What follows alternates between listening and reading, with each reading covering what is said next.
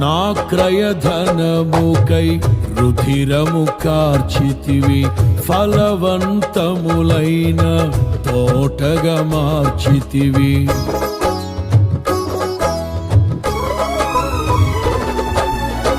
నా క్రయధనముకై రుధిరము కార్చితివి, ఫలవంతములైన తోటగా మార్చితివి.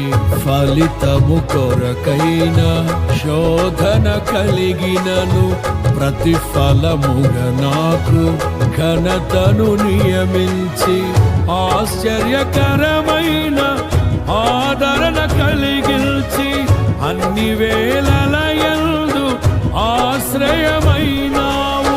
ఎంతగా కీర్తించిన నీ రుణమే నే తీర్చగలనా?